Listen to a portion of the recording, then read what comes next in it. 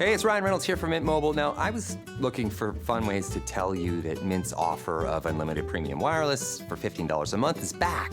So I thought it would be fun if we made $15 bills. But it turns out that's very illegal.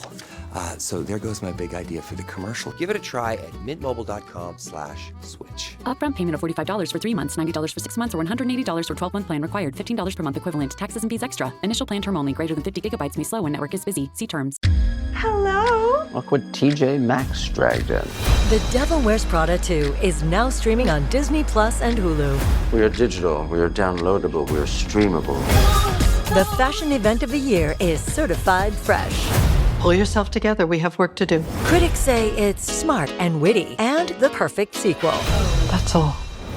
Get runway ready for The Devil Wears Prada 2 on Disney Plus and Hulu. Rated PG-13. Hello, Resi Crew. Welcome back to Residue. Today's episode is a little different and a little special.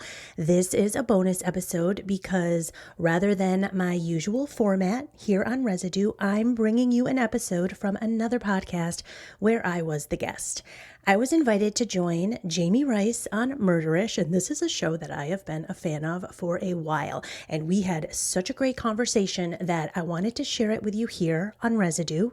We went places I don't usually go on my own show, and I think you're going to really enjoy this conversation. On this episode of Serial Streamers, we discuss the newest Netflix documentary, A Toxic Love Story. I hope you all enjoy this bonus episode, and do not forget to follow Jami Rice on Murderish.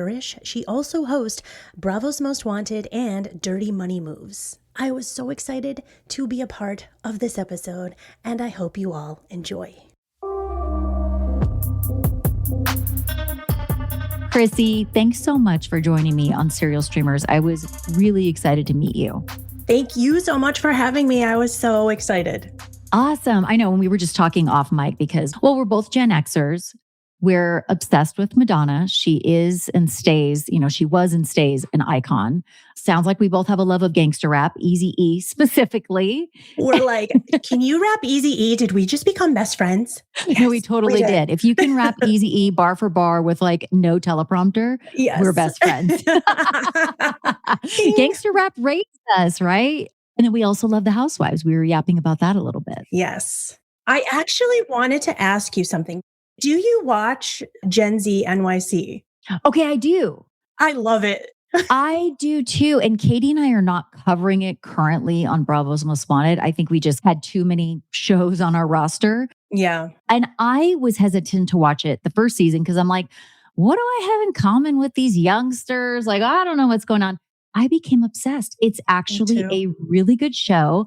I'm watching the current season. I'm a little behind because of everything else I'm watching, but I will say it's another banger of a season. It's fascinating. The way they edit is so amazing. Putting in little clips of like social media and the parents, the mothers of the kids, their housewives days. And I love Liam. I'm like, okay, he's so different from anyone that's on any of these shows. Just had to ask you. I love that you asked because not a lot of people I know, or maybe it's just our age or whatever, but are watching that show or talking about that show. And so I am obsessed with it. I love Liam too. I'm obsessed with it because I do find her fascinating because she is a New York girly. You're from New York. I'm from LA. All right. So I shouldn't be speaking on what is quintessential New York, but she reads as like a New York girly. Her style. Authentically New York. She's so effortlessly cool. Yes. And it's just, they make fun of her because she doesn't wash her hands, and I would be grossed out by that too. But I'm like, girl, look at her shoes. I'm constantly, when she's doing her confessionals, I'm just running down her outfit and just how cool she is. I'm like, I'm a Georgia fan.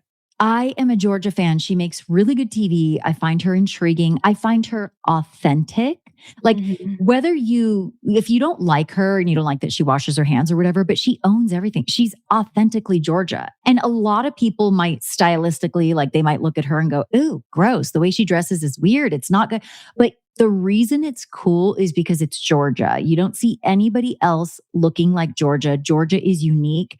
And that in itself makes it cool. Yep. That's why she stands out. She's not just the cookie cutter of everyone else. I love it. Yes. And then I will say too, Ariana Bierman is a special kind of surprise for me because given that her mother is one Miss Kim Zolciak. And if you know, you know, I wouldn't have expected her to be so humble and so grounded and emotionally mature. And she's just and again, she's authentically herself. She's so sweet. She's so sweet and she's so beautiful and she's so smart. And like, I don't know. The show is so cool. People should be watching this.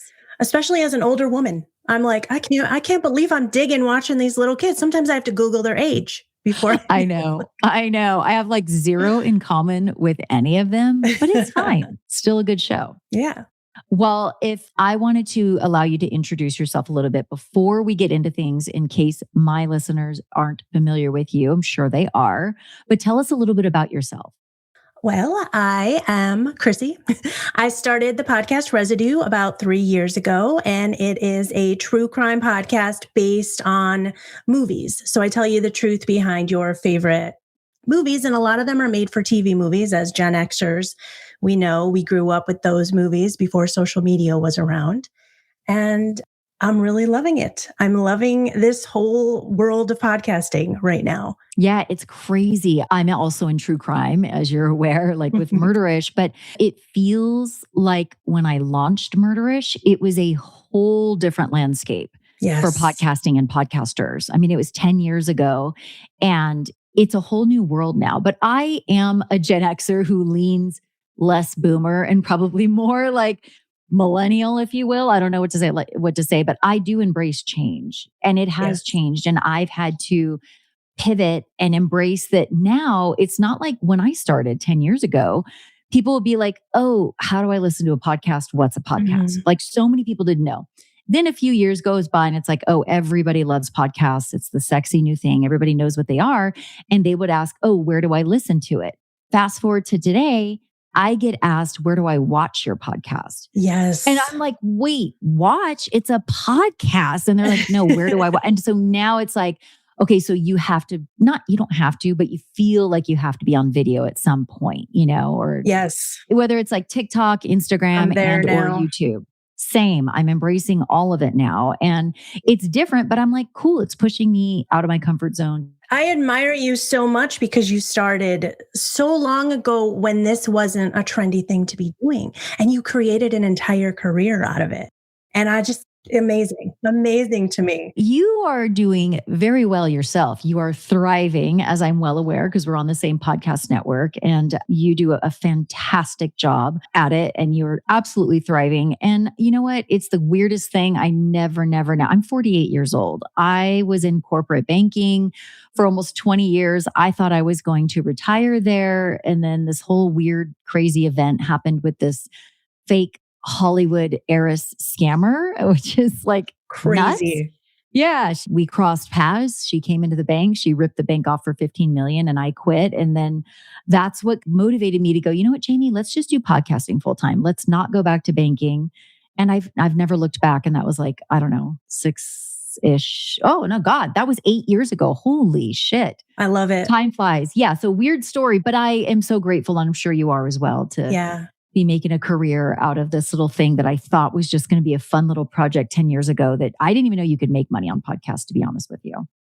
It's great. It's inspiring. Yeah, oh, thank you. You are as well. Well, I wanted to bring you on to Serial Streamers because as you know, on this segment of Murderish, I like to just yap with a fellow podcaster or other guests about these viral documentaries that we're all watching. And a lot of times it's murder cases, but sometimes I like to cover things that don't have anybody killed because let's face it, it's super dark and you can't laugh and drop a lot of F-bombs. You know what I mean? I do. So these kind of documentaries that we're going to cover today is really, really fun. So it's not fun. It actually is really toxic, as is said in the title. But you and I are going to yap about a toxic love story, and that's a Netflix documentary. You suggested it, and everybody's been kind of screaming at me in my DMs and comments like, hello, have you watched this yet? And I'm just watching so many other things. I hadn't watched it yet, so I'm a little late. I am so glad you suggested it. I consider myself a documentary snob. I would say this was really good for the simple fact that the twists and turns were enough to make this an absolute watch. What do you think? I think so too. You're probably the same as I am. You go into these, you're like, oh, I already know this story. Or once one little word is said, you're like, oh, I know this one. And in this case, it was Disney. And I'm like, oh, the Disney guy. Okay. Red flag. I was going to tell you, I was like, first of all, there's no way I'm dating him in the first place. Chrissy, I'm so glad you said that. I literally, my first note, which you cannot see. Me too. Jamie's red flags. He's a mama's boy, quote unquote, and a Disney dude. And I wrote, oh my God, I said, a dude that loves to go to Disney. We're the same person. And I wrote, and he wants a condo near Disney. No, thank you. Boy, oh boy. The way that I want nothing to do with Disneyland is insane. I am not a girl. I'm a mother of 3 and now I am a grandmother of 2.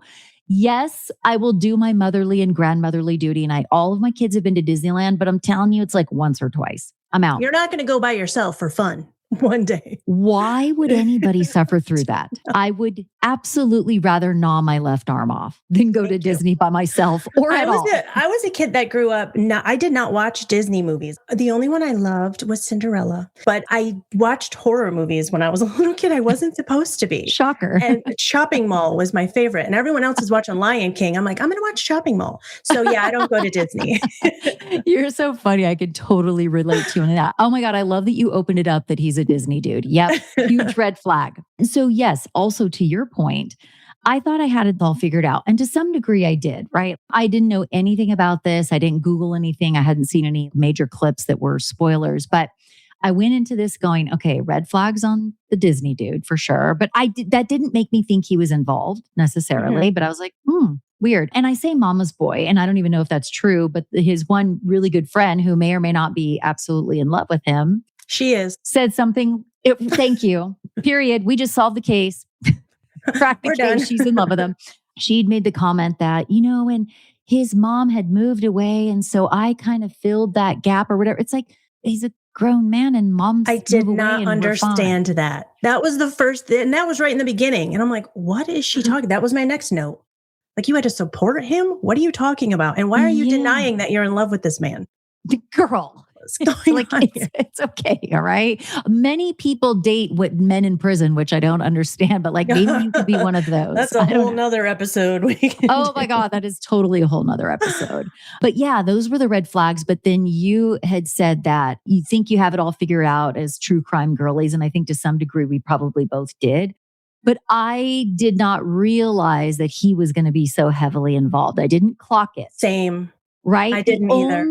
Only thing that I side-eyed, I was like, this is weird. The first time they showed the footage of law enforcement showing up on his doorstep and you see him with a gun in his hand, I'm thinking, that's out of place. That's dangerous. Why? That's weird behavior. Like, I don't know. Something about it was weird, but I couldn't place why it was weird. And then we come to find out later that it seems like that was all part of his scheme to make it look like he was about to protect his wife from this guy who was going to essay her. He had everything planned out. I did notice, I don't know why I noticed this about, especially men that I can't stand in these type of situations, how tiny his hands are. Like while he's holding his gun, that's what I like. I go, wow, he has tiny hands. Why do all these women like him so much? Because of course he has tiny hands. He's definitely giving SDE energy. Yes, right? yes. With what we come to find out about him later. And you just said that he had it all planned out and figured out.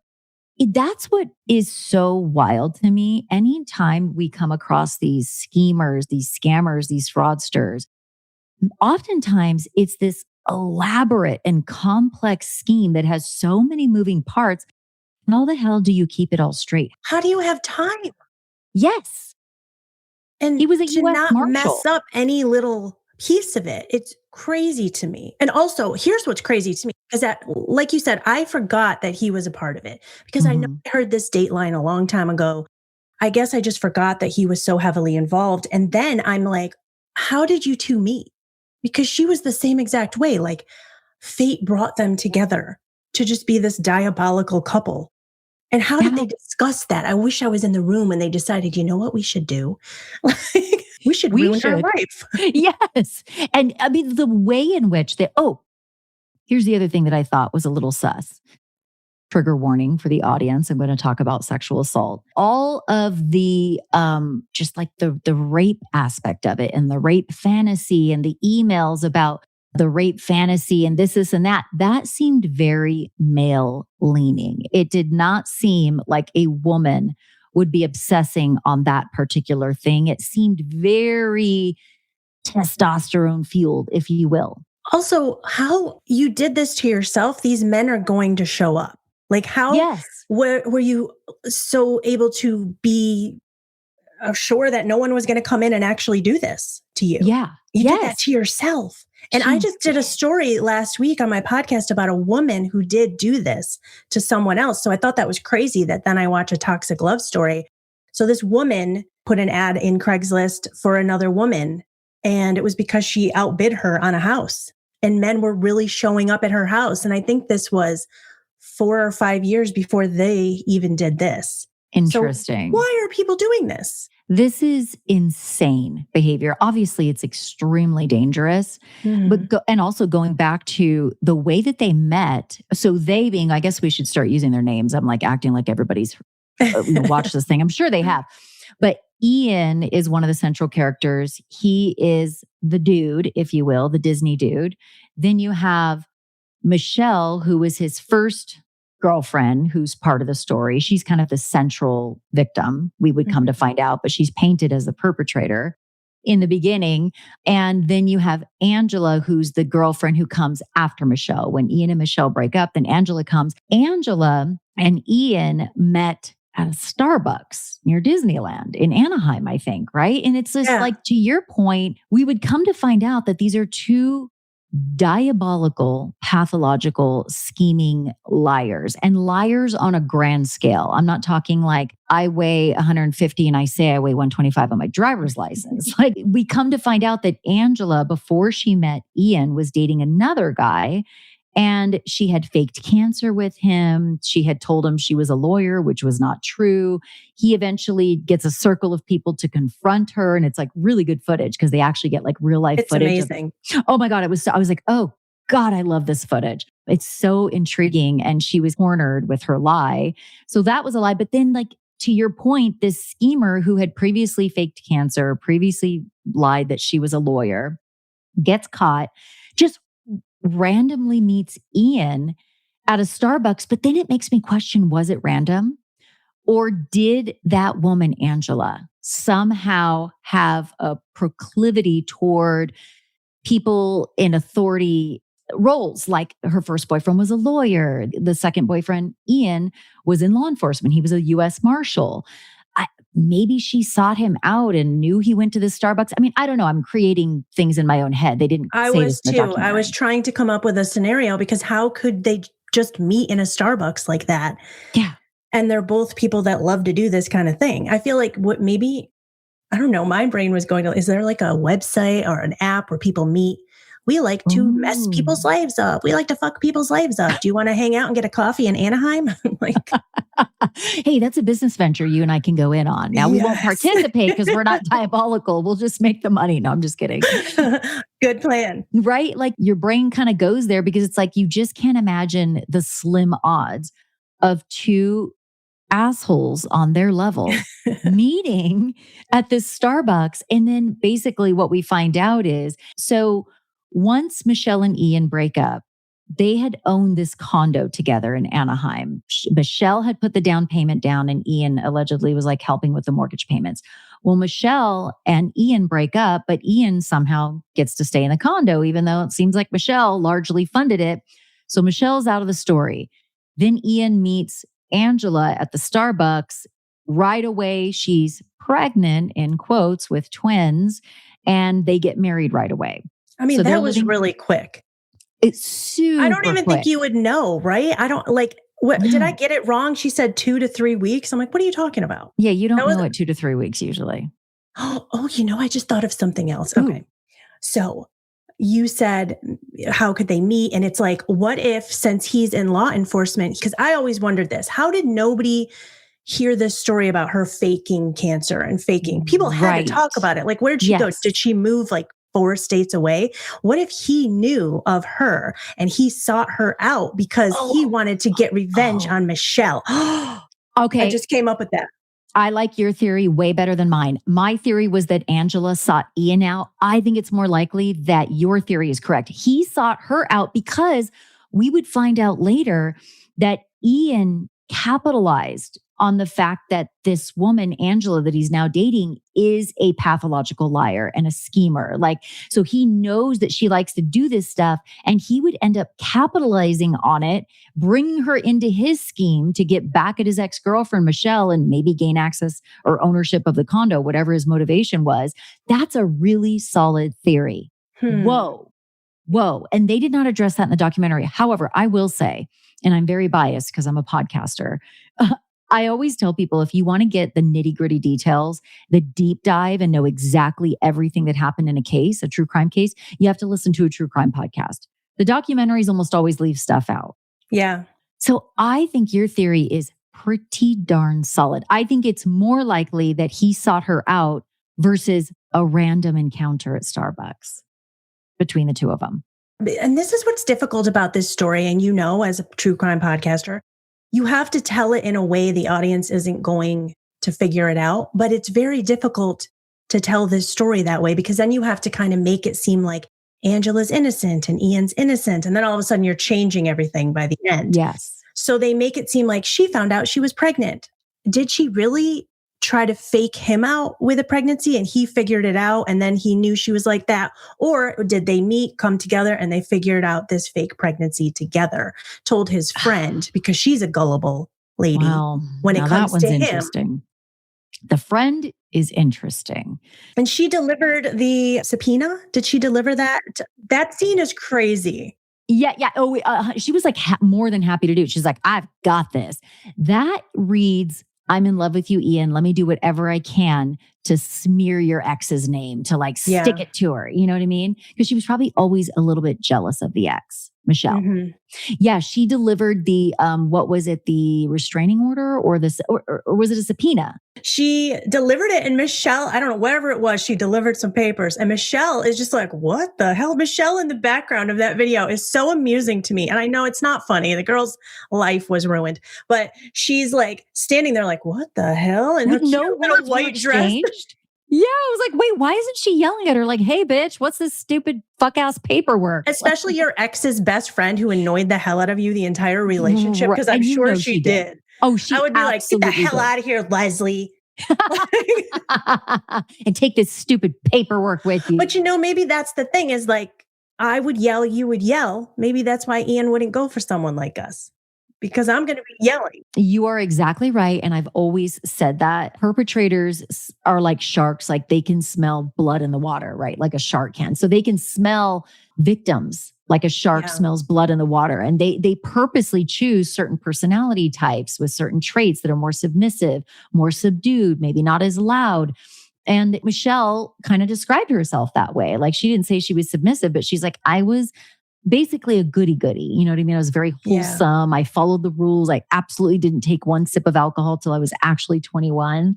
And that's like a perfect person for Ian, who knows he's going to try to take advantage of her, change her, make her do things to fit what he wants in his lifestyle. So that all actually makes sense. I think you make a good point. He chose her purposely. This just corroborates your theory further that he probably also chose Angela, because Angela had a sordid past. See, now you've got my wheels spinning. Does anyone else feel like August is the Sunday of summer? It's the perfect time to hit reset before the autumn rush. And for me, that always starts with my wardrobe. And Quince proves you don't need a crowded closet to look incredible. You just need the right pieces. Quince specializes in effortless, high-quality essentials like ultra-soft organic cotton and premium Mongolian cashmere sweaters. They're beautifully tailored, built to last, and transition seamlessly from morning meetings to dinner. Quince also has premium stretch denim starting at just $50. sneakers with the kind of perfect fit, structure, and weight you'd expect from a luxury designer brand. Everything at Quince is priced 50 to 80% less than similar brands. They work directly with ethical factories and cut out the middlemen, so you're paying for quality, not brand markup. Anyone who knows me knows I'm a little bit of a bargain hunter. I love finding beautiful things without paying a fortune. I decided to try their Italian leather glove ballet flat in black. It is the most comfortable shoe, and it's not just apparel. Quince also brings that same everyday elevation to everything they offer, from hotel quality bedding and bath to kitchen staples, essentials, and thoughtfully designed furniture. Upgrade your everyday. Download the Quince app for app-exclusive offers or go to quince.com/residue. Get free shipping on your order and 365-day returns. Now available in Canada and the UK too. That's QUINCE.com/residue. Hello? Look what TJ Maxx dragged in. The Devil Wears Prada 2 is now streaming on Disney Plus and Hulu. We are digital, we are downloadable, we are streamable. The fashion event of the year is certified fresh. Pull yourself together. We have work to do. Critics say it's smart and witty and the perfect sequel. That's all. Get runway ready for The Devil Wears Prada 2 on Disney Plus and Hulu. Rated PG-13. Ian always knew he wanted to get back at Michelle. He wanted to stick it to her for leaving and not coming back and doing as he said. And it So he wasn't was that much. And what is it? 3 months? He met Angela right after. So that It was breakup pretty quick. it was really quick. Yeah. And so if he's really wanting to stick it to Michelle and he knows he's going to create this elaborate lie, this scheme, and turn everything around on her and get her arrested and basically ruin her life, he needs somebody like Michelle with a past of lying and scheming. Mm-hmm. Yeah, I think you're right. I think the evidence will show. Let's pretend we're at trial. Okay. The evidence will show that Ian had a propensity to research and conduct these elaborate scams and schemes. That reads as somebody who wouldn't let anything be left to random happenstance. Like he for sure probably researched, found Angela because of her lies in the past that were probably made public at some point. He probably found that. And he went and targeted her at that damn Starbucks. If I'm on the jury, I say yes. Thank you. Guilty. This is my first case as a You lawyer have that I've won. convinced me. That's my first win in court. And you got me like that. That was great. If only it could just be a jury of one. Yes. I've been on a jury before, actually. That was actually part of my podcast story. Let's see, I was on a first-degree murder trial as the jury foreman in 2017, right here in Los Angeles County. It happened right not too far from where I live. And I was on the trial for 2 weeks. We ended up convicting. Long story short, I launched my true crime podcast like 3 to 4 months later after I was done with my jury service. And that was my first episode. Whoa. Crazy. That's amazing. It was a fascinating and educational experience, but it was also like really taxing emotionally, if you can imagine. I mean, if you have a beating heart. First degree murder, and you have to like see evidence and yes. Whew. Yeah, I didn't like that. And the victim's family was sitting right next to me in the gallery. God. So and it was just kind of like when you're in the jury, it is not about you. So I'm a crier when it comes to like, I'm an empathetic person. And as a mom, I'm sitting there seeing these crime scene photos and autopsy photos, and her mom, the victim's mom, is literally sitting right next to me. It was all I could do to just run out of that courtroom. But it's like, no, you have to compartmentalize because it's not about you. It's about the task at hand and it's about the victim. And it was very difficult not to have an emotional, moment. And yeah, it was really hard. It was really hard. But I will say, I am glad that I went through it. It taught me so much about how the criminal, legal justice system works. And I was glad I got to tell her story as well, because people tended to focus on her killer. Right. He was an awful, awful guy. That was part of my podcast journey because it kind of motivated me to launch a podcast. So kind of crazy. It is crazy. Mm-hmm. Oh, wow. Yeah, I think about that all the time. My husband was on a jury and it was a pretty rough case, another case involving a child. I cry on my podcast so much. I have reviews telling me to stop crying. And I'm like, oh, boy. I can't. I'm not. I just do a one take. And if I cry, I cry. I can't hold it in. And I don't know how I would react on a Yeah. jury. No, it's not for everybody. That's for sure. I mean, it definitely tests you, and some people are able to do it better than others. But yeah, it's hard not to like just think of this poor mother in the gallery. And also, like, I obviously have a true crime podcast, but I'm not somebody who likes to look at crime scene photos. I have only done it on a very minimal basis when I was actually investigating a crime. But if it's not needed, like for me, I don't, because it will stick with me forever. And those photos from being on the jury have stuck with me forever, certain aspects and videos that they showed as well. And it's just, I don't wish that on anybody. And the poor victim obviously is just, Yeah. it's awful. I talk about that because it is sort of interesting that for us, it was a jury of 12 and we had 3 alternates. And it was an interesting experience going into the jury room, especially as the jury foreman, making sure that everybody had a voice. You have all these different personalities, these different people from different generations and backgrounds. And the discussion was really fascinating. And a lot of people had different viewpoints on it. And there was this one guy on the jury, a little bit older than I was at the time, maybe like 10 years older. And he was the one that was just not really understanding how this could be first degree murder. But everybody else eventually agreed, like, oh, yeah, this is first degree murder. And here's why. But it was just an interesting sort of like back and forth with him because everybody's brain is different and processes information and evidence differently. So that's what's interesting is like you have to work with all these other people to come to what you think is the right conclusion. So hard. do they nominate you as the foreman, or did you offer to do it and then? It could happen either way, but nobody wanted to do it. So when we first got into the room, that was the judge's orders. Like, you need to choose a jury foreman right away, and then you can go into your deliberations. So basically, one of us, it might have been me. I was like one of the more outspoken people in the jury room. There were a few others, but most people were a little more quiet. And I was like, okay, so we need to knock this out. Like, who's going to be the jury foreman? And everybody just kind of looked around like, la, la, la. And then I just felt compelled. I'm like, well, I can do it if you all think it's okay. Like, basically the jury foreman, just like, obviously you're not there to convince anybody of anything. That's the lawyer's jobs, but you're just there to make sure it's civil and that everybody has a chance to speak and to give their point of view. And so that nobody's kind of bullied into one thing or another. Right. So you're just kind of like, you got to give everybody a voice, So I felt like I could do that. We worked pretty well together. Well, it sounds like you did an amazing job. That's why I'm like, because you were thinking about the way everyone thinks. Yeah. If I was in there, I'd be like, Jami should do it. I love you. Thank you. I'll just back her up. Yeah, thank you. Whatever Jami says, no. And that was the thing is like, you have to make sure that you're not playing lawyer. Like, you're not a lawyer. You're just a person that's like, well, wait, we haven't heard from Fred over here at the end of the table. What does Fred think? Because there's all these loud voices. And it was weird in the jury room. It was this big rectangular table and there were 12 of us sitting around it. Myself and everybody to my right was the louder, more outspoken people.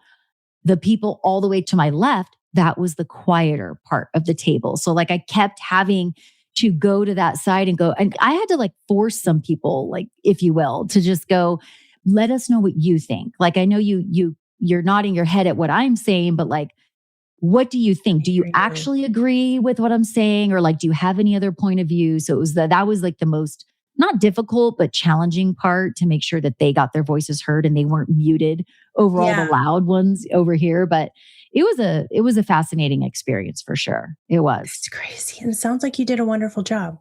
Well, thank you. But yeah, this case was weird because it just had that twist and turn of, it starts out with, oh my God, this woman, Michelle, the ex, she's diabolical. I kind of knew from the jump that it wasn't going to be her, but pretending that I didn't know that, they're painting it in the documentary of like, God, she's doing all these diabolical things. She's talking about rape and torturing the new wife, Angela, this and that. And she was kind of painted as like the quote unquote crazy ex. Yeah. Then we come to find out that, wait a minute, hold on. It actually might be Angela. The woman but before that, remember when they get Michelle and she's like, I did write those letters. That was crazy. Because then I was like, off. Yes. I'm glad you brought that up because before we know that it was Angela involved, they arrest Michelle after everything just gets too crazy. They're like, all right, we're arresting this chick. This is insane. And then on police footage, they're like, okay, so there's these letters, these emails that are very toxic, whatever. She's like, well, no, I did. And I knew at the time it would probably come off a little crazy. And you're like, oh, so she did write these crazy emails, but they don't elaborate much. They don't say, oh, she wrote every single email, but you definitely knew that she'd written maybe some crazy emails. And she gave them like the idea for Lilith and they just ran with it. Right. And Lilith, if we didn't talk about this yet, Lilith was the pseudonym of the email sender. So all of these crazy emails that are coming into Angela, the new wife, who's supposedly pregnant with twins, they're coming from Lilith, truth seeker, something like that, right? Lilith is truth. Lilith is truth. That's it.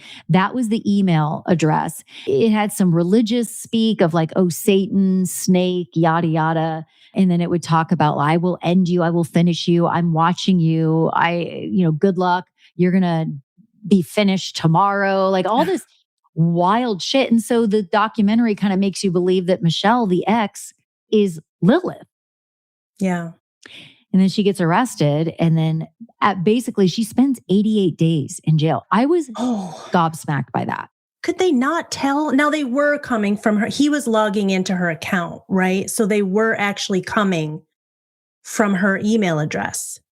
Or am I wrong about that? Well, I got confused about that because in the end, when the feds get involved in investigating this and investigating Ian, they had found evidence that they were coming from him, and he had created these previous Word documents that were like somewhere on a server on his computer. So yes, maybe at some point he was logging into Michelle's actual email to make it look like she was Lilith is truth. But then at some point, was he sending it from his own? I was unclear. So confused. Well, I did listen to a Dateline episode. I heard it a while ago, so I went back, and they say something at the end of that one that they figure out that Michelle was actually in college classes at the time some of the emails were sent. And then that's how they went back and researched, and that's what got her out of prison or jail. That part always confuses me in this case. Like, why weren't you digging deeper into the digital forensics on this one? I know. And then also, I mean, obviously everybody has a different bank account, if you will, but why did we spend 88 days? How did we not get Michelle out of there? And I'm not blaming anybody. I mean, obviously her family loves her, but maybe they didn't have the means. Where was her lawyer? That's what I was thinking. And then I went and listened to the Dateline, and it's different. They tell it like Michelle talks in this one, but she talks about being in was it just jail? I think it was just jail. She talks about it and how awful it was and how she couldn't sleep, and she's writing letters to her parents, and she would try to keep her letters positive. So she said stuff like, I can't wait to get home and have a burger and wine. And she's crying. And the way she's telling it, it was making me a little emotional. Like you forget that she actually was in there and she was dealing with these women. And she said it was scary. They were scary. You don't sleep at night. And that her parents were trying to keep her hopes up. And they were the ones that got this detective or someone, a private investigator, to figure out she was in class, and that's what got her out. And so they were trying, but this case messes with me a bit because I don't understand why they were like, you wrote these emails, go to jail. Like it was so quick. It was very hasty. And so then my true crime brain wants to investigate Anaheim PD. Yes. And how did they break protocol? And did they feel so much pressure from Ian, who was also in law enforcement, you know what I mean, to act on it? Because that's kind of how they painted it in the documentary. And maybe they were hasty and didn't have enough evidence, but just felt the pressure like, oh my God, this is escalating to a point. Because what happens is, and we find out later, Ian orchestrated all this along with Angela, the new wife. Angela calls 911 and says that, well, a guy came and assaulted me and pushed my head up against the wall. There's my makeup smears on the wall, and he pulled my hair or whatever she said. And there's footage of this. So then basically that was Ian's final attempt to get law enforcement to arrest Michelle, his ex, because that's what he was obsessed with. You saw these videos, previous videos of him saying that bitch is just sitting in her apartment. She needs to be behind bars. She needs to da-da-da-da. but nothing he had tried. Every time he called law enforcement, basically they would tell him, hey, it's not enough. We're sorry. It's not enough. Like, I understand this is disturbing. These emails are disturbing, but we can't go lock her up because of this. So then in his brain, he's like, okay, well, I got something for you. And then him and Angela pretend, that she's been assaulted by somebody that Michelle allegedly sent to their condo. And so Michelle gets arrested. But again, I have questions about, like, let's look into the protocol. Like, did they break protocol and then to arrest her? Like, what were the grounds? What was the evidence? Because and she just goes with them. She's very like, okay, I'll go. And I'm like, what? Okay. And that was explained later. And it actually all made sense to me, but I can see where some people would still go, no, this is weird. It was explained later toward the last half of the documentary that Michelle, basically, once she escaped Ian, one day she felt brave enough because Ian's friend, who's also probably in love with him, was at the house. And she's like, okay, I know that he's not going to do anything to me while this woman is at the house. I forgot her name. Leslie, the friend.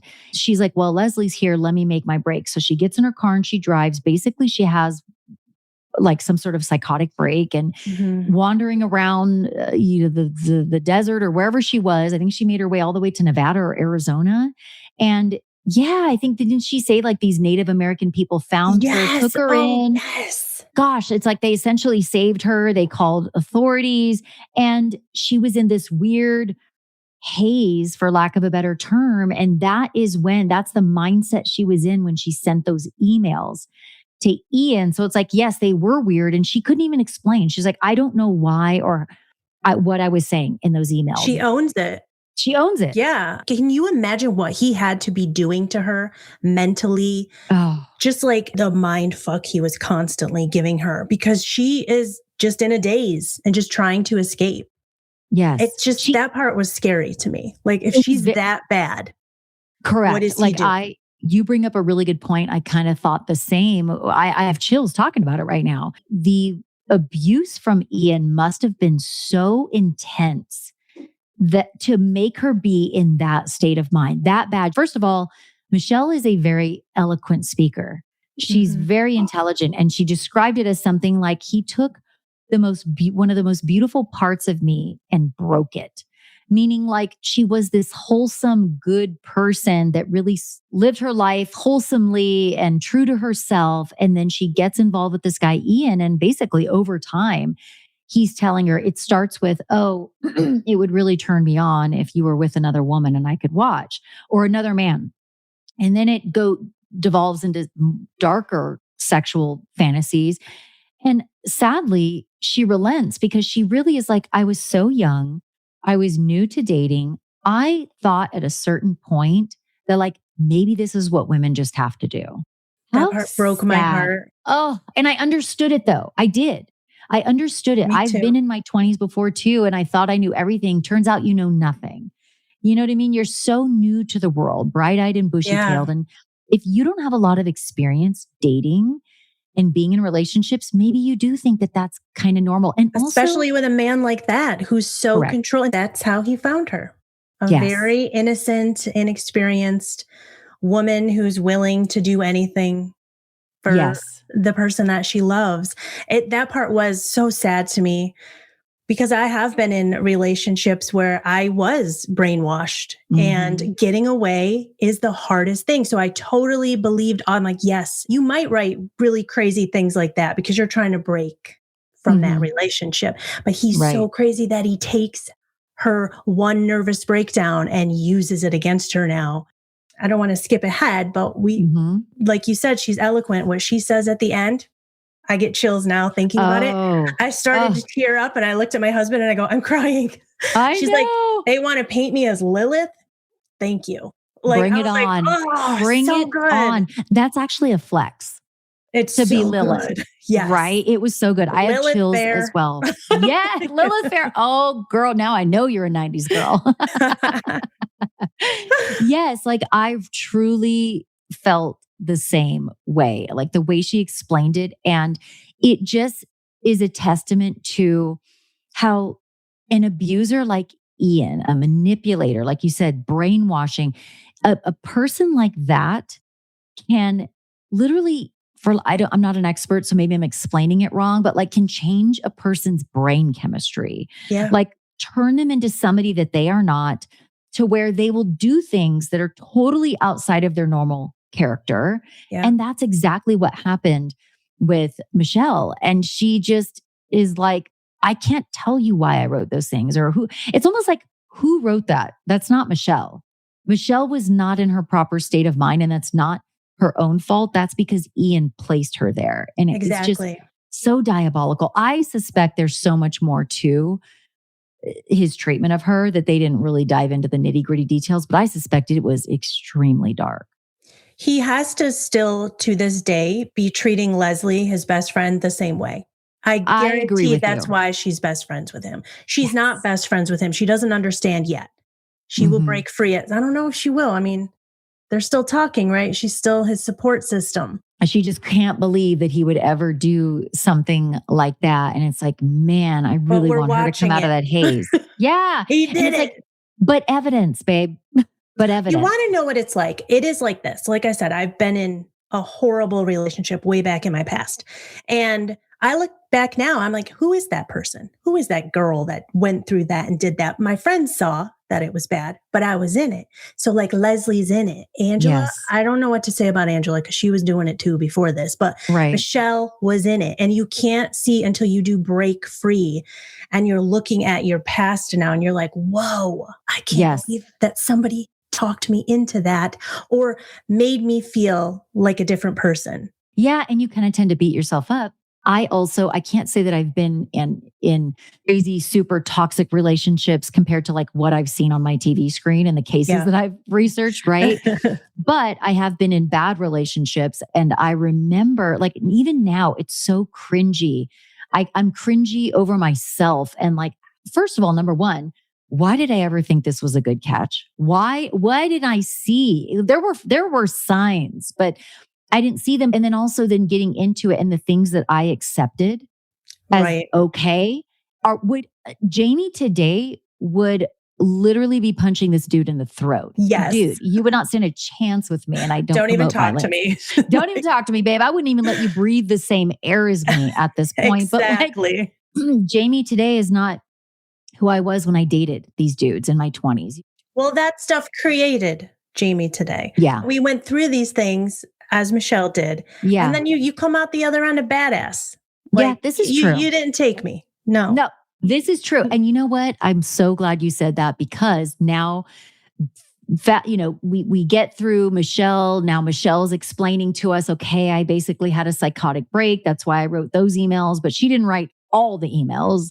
Most of those were Ian's work. And so we come to find out that it wasn't Michelle at all. She's completely exonerated. She's released from prison. By the way, how did she look so good coming out of prison? I want to know. Looked great. Did she hire glam? Did her lawyer get her glam? She so looked great. Pretty. Yeah. And I'm like, but you even an unattractive woman, like, or an attractive woman or a non-attractive woman, like, how do you come out looking so fresh as a daisy? Right. Like, how do you, but yeah, she's a beautiful woman, but she looked great coming out of jail. And I'm like, how did you do that? Maybe that's a testament to her lawyer, but she gets out, she's exonerated. Angela by this point had already been found out, right? She's the one who's pulling the strings, whatever. Oh, well, come to find out it was actually Ian who really orchestrated the whole thing. He brings crazy Angela in on the scheme because he already knows the bitch is crazy based on the things that her cancer scams and lawyers saying she's a lawyer. She's not a lawyer. They together inflicted all of this torture onto Michelle. But ultimately Michelle rises at Lilith, I should say, even though she's not Lilith, right? And she wins. And she's just like, oh my God, I flipped the fucking script and I won. I won. Amazing. I came full circle for Michelle. She got a Netflix special. She's like, oh my God, look at me now. Look at me now. And I loved it that she was able to move on. She fell in love. She had a little precious baby girl. She's probably the best mom ever. And I just love that this thing had a happy ending because oftentimes these things don't. No, they do not. Yes. Many of the documentaries I was looking through for us to talk about, I'm like, oh, I don't know which one to pick. Like, Yeah. how are we going to talk about this stuff? I know it's hard because, and that's why whenever I'm emailing back and forth with a potential guest, I'm like, listen, it depends on like, do you want to get emo? Then we can cover a murder, but it's like, there's really not room for funsies, you know what I mean? I could just to be respectful, but sometimes I do true crime adjacent stuff. Like I love the MLM docs that call out the MLM girlies and the pyramid scheme, like that whole thing. Then there's like white collar crimes that I love to dive into. And then there's stuff like this that's truly is very dark and nefarious. At the same time, nobody got killed. So it leaves room for like a different kind of conversation. Right. We can analyze it a little more. Yeah. Why did they do this? Yeah. And basically everybody got punished. I mean, Ian got a 10-year sentence plus, 3 years supervised release. Once he's out, he is still currently serving his federal prison sentence. And then you have Angela, who I think was sentenced to 5 years, if I'm not mistaken, but she's out now. She's since been released. The documentary said that Angela moved away from California, and good, because California doesn't want you, bitch. Get out of my state. You're crazy. Then, like we said, Michelle moved on and with her life and had a beautiful baby girl and is thriving. And also, Michelle went on to sue the city of Anaheim as well as Anaheim PD. And I don't know how much she got, but get your bag, girl, because it sounds like it was hefty. I think I heard like 1.3. Nice. But she also tried to sue Ian and Angela too. Okay, that makes sense because I don't know what happened with that though. In which they probably don't have a pot to piss in, but which is unfortunate. But out of principle, I can totally see her suing them. And what the documentary said was she never got her down payment back from that condo. And that doesn't surprise me because Ian's a deadbeat. He went on to prison for what he did. And so maybe that's why she sued them to get her interest in the condo back or equity in the condo. I don't know, but that sucks. She lost out on that money. If I was going to sue them, I would purposely get a lawyer named Lilith, and 100%. She would be talking to them every day. Hello, it's Lilith. That would be like the sue you ghost that today. would continue to haunt those assholes. Oh, you want to play Lilith? You want to play with Lilith? I got your Lilith. Meet my lawyer, Lilith. Exactly. Oh my gosh. Well, this was a good one. Here's the thing. Like, I might have said this to you in the email, but like, this isn't like the Jinx level documentary. Now, if you know, you know. If you are a documentary snob, you can fight me in the comments all day long, but I just know this is a fact. The Jinx is the best documentary to ever exist. Like, whoa. So if you're going to compare any documentary to that, it's never going to meet the mark. Right. But I will say that this was interesting. It's kind of a quick watch. And again, the reason why I liked it most, the story is diabolical and sad, of course, happy ending. But I liked the twists. It was very complex too. It kept you on your toes. I liked that too. And you know who I liked that didn't get enough credit in this documentary was the ex-boyfriend's friend who called her out at that party. That woman was so cool. And I forget her name. She had wine in her thing. I was like, you got more hair than me, lady. Like she cut her hair for her. And I was like, this woman, and they needed her in Maternal Instincts. They sure did. They needed to lift up up that shirt, show us that stomach. That does not exist. Oh my gosh, she goes, show us the port, Angela. Show us the fucking port, Angela. It doesn't exist. You're a fucking liar. Love it. Went in. Loved her. I also liked her too. She was a baddie. Big props to her right now. Yes, whatever her name is, we have forgotten. We're so sorry, but you are definitely unforgettable. So I should remember your name. Yes. Oh my gosh, thanks so much for joining me today, Chrissy. Tell everybody where they can find you. You can find Residue on all of your favorite podcast platforms. I'm on Instagram, TikTok, Facebook, coming to YouTube soon. Nice. Ooh, I can't wait for you to come to YouTube. I know. Good. Well, nice to meet you. Thanks for yapping with me about this documentary. I'll see you soon. Thank you so much for having me. This was so fun. I loved it. Thank you. Bye. Bye.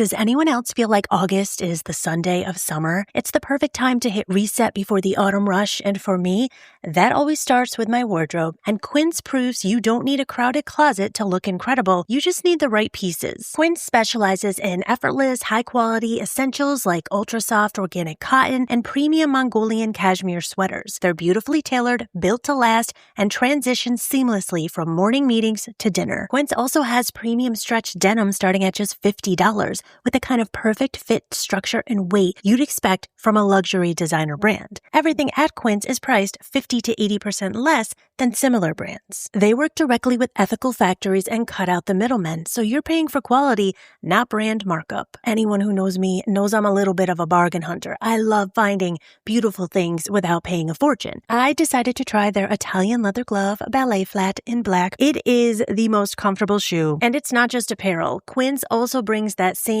everyday elevation to everything they offer, from hotel quality bedding and bath to kitchen staples, essentials, and thoughtfully designed furniture. Upgrade your everyday. Download the Quince app for app-exclusive offers or go to quince.com/residue. Get free shipping on your order and 365-day returns. Now available in Canada and the UK too.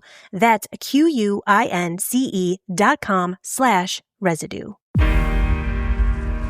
I'm not giving up. I am selling the building. The final season of FX's The Bear. The restaurant is flooded.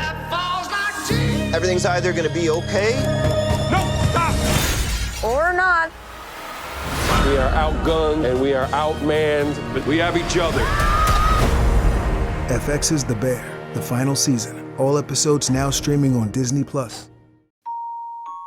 Hey everyone, it's Kristen from True Crime Creepers. Every week, I tell my friend and true crime newbie Mogab about a case she's never heard before, but that I've been obsessing over. We talk about all the real-life creeps, from serial killers to con artists. So if you're into dark tales with a touch of humor, tune in wherever you get your podcasts. Are you looking for a new favorite podcast? Are you looking for a podcast about movies? Are you looking for a podcast that strictly covers 80s, 90s, 2000s movies? Are you looking for a podcast that's going to be doing movies like So I Married an Axe Murderer, Hot Tub Time Machine, Grandma's Boy, and Ghost? Well, then you just found it. Tune in to The Confused Breakfast wherever you get your podcasts. Are you intrigued by Mysteries of the Unknown? Then tune in to the Decoding the Unknown podcast. Join me as we uncover the secrets of the world's most perplexing enigmas, from the chilling legend of Spring Heel Jack to the truth behind Mary Magdalene and Jesus. We're going to delve into the most bizarre stories, such as the Bell Island boom and the phantom settlements on Google Maps that don't actually exist and why they're there. We'll leave no stone unturned as we unravel the mysteries that baffle the world. Don't miss out on the intrigue and the knowledge that Decoding the Unknown has to offer. Subscribe now, and let's start decoding the unknown.